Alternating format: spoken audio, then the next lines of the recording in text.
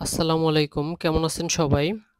অনেকদিন ধরে মিনি কক্সবাজার আসার ইচ্ছা ছিল, দোহার নবাবগঞ্জ, কিন্তু আসতে পারিনি। তো চিন্তা করলাম এই তীব্র গরমে চলে যাই গোসল করার জন্য। ফাইনালি আমরা ৩ বন্ধু মিলে ২ টা বাইকে চলে আসলাম দোহার নবাবগঞ্জ মিনি কক্সবাজার। আপনারা যারা আসতে চান, গুলিস্তান থেকে নবকুলি পরিবহন ১০০ থেকে ১২০ টাকা ভাড়া নেয়, সরাসরি নবাবগঞ্জ ঘাটে নামিয়ে দিবে পদ্মা পাড়ে। এই দেখেন ফাইনালি সেই পদ্মার পার। এখানে আসতেই একটা প্রশান্তির হাওয়া লাগলো শরীরে। প্রচন্ড বাতাস নদীর পাড়ে, এই তীব্র গরমে প্রচুর বাতাস, মনে হয় এই জায়গাটা এত পরিমাণ ঠান্ডা বলার বাহিরে। এরপরে আপনারা যে বোট দেখতে পাচ্ছেন ডান পাশে নদীর ভিতরে, এইগুলো দিয়ে পদ্মার ভিতরে আর কি নদীতে ঘোরা যায়। যেহেতু আমরা ৩ জন, তাই এত বড় বোট ভাড়া নেওয়ার প্রশ্নই আসে না। আমরা গোসল করব এখন। পানি দেখে মনটা আর মানতেছিল না। মন চাইতেছিল বাইক রেখেই এখনই ঝাঁপ দিয়ে পড়ি। তো চিন্তা করলাম আশপাশটা একটু ঘুরে দেখি। তো সামনে একটা ভাসমান হোটেল দেখা যাচ্ছে। এটা সম্পূর্ণ নদীর ভিতরে একটি ভাসমান হোটেল। হোটেলটা আসলেই সুন্দর। এরপরে যেটা দেখা যাচ্ছে একটি আচারের দোকান। এরপরে কিছু দোকানপাট, অস্থায়ী দোকানপাট দেখা যাচ্ছে, ফুচকার দোকান, বিভিন্ন ধরনের দোকান। এখন এখানে তেমন কোনো লোকজন নাই, কারণ আমরা এসেছি দুপুরবেলা। এই দুপুরবেলা তেমন ঘোরার লোকজন নেই। বিকালে নাকি প্রচন্ড লোক হয়, অনেক ভিড় থাকে। তো আশেপাশের পরিবেশটা যাই হোক, আমার অনেক ভালো লাগলো। এরপর দেরি না করে বাইক রেখে নদীতে ঝাঁপ দেওয়ার জন্য প্রস্তুত হয়ে নিলাম। ইয়াহু! প্রচণ্ড ডুবাডুবি করলাম প্রায় ২ ঘন্টা। পানিটা ছিল শীতল, মানে একদম মন কেড়ে নেওয়ার মতো পানি।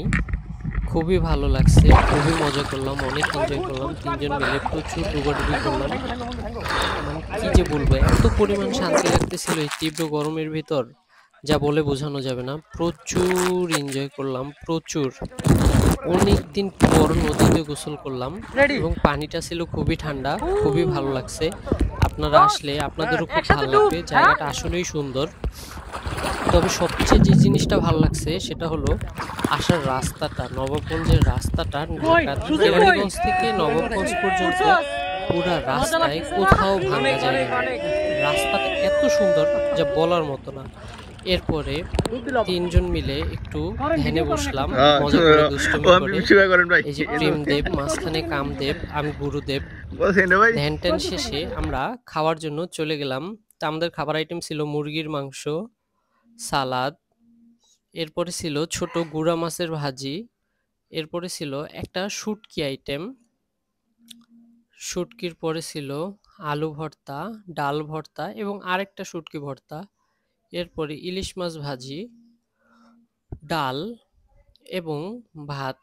খাবারটা আসলেই ভালো ছিল এবং দামেও সস্তা ছিল। আপনারা এখানে বিভিন্ন ধরনের হোটেল পাবেন যারা স্বল্প মূল্যে খাবার সরবরাহ করে থাকে। তো খাওয়া শেষে আমরা ঢাকার পথে ফেরার জন্য রওনা দিলাম। তো ভাবলাম আর কি দেখা যায়, তখন চিন্তা করলাম আরেকটা দর্শনীয় জায়গা আছে, সেটা হলো আদনান প্যালেস।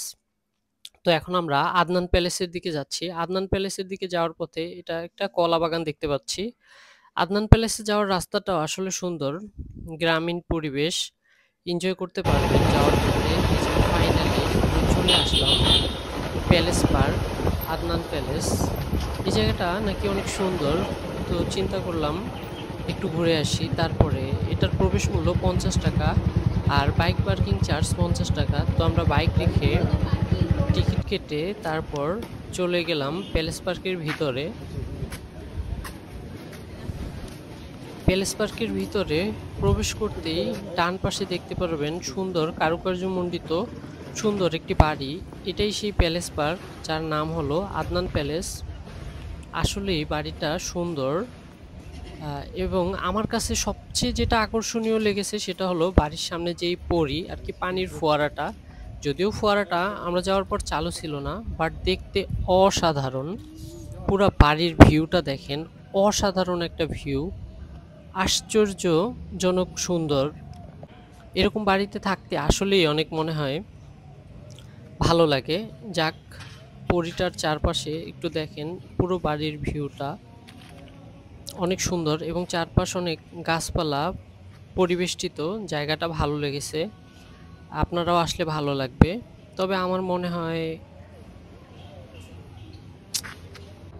এরপরে এই যে দেখুন হাতি এবং হাতির বাচ্চা স্ট্যাচু দাঁড়িয়ে আছে। এরপরে সামনে যেতে দেখি এক অদ্ভুত জিনিস, মানে এরা বানাইতে চেয়েছিল বানর, কিন্তু আপনারা দেখেন দর্শক, এটা বানর না অন্য কোনো প্রাণী আমার বুঝে আসতেছে না। গলা নিয়ে দাঁড়িয়ে আছে, বানর আকৃতির বানাইতে চাইছিল কিন্তু হয় নাই। এরপরে সামনে দেখা যায় দুইটা জিরাফ, এরপরে দুইটা টিয়া পাখি চুম্মাচুম্মি করতেছে। এরপরে আমরা আদনান প্যালেস দেখা শেষে ফেরার পথে দেখি তালের রস। তো ভাবলাম তালের রস খেয়ে যাই। তো দাঁড়ালাম, উপরেই তাল গাছ থেকে তাজা রস নামানো হচ্ছে এবং নিচে প্রচুর লোক তালের রস খাওয়ার জন্য দাঁড়িয়ে আছে। তো আমরাও চিন্তা করলাম একটু রস খেয়ে যাই।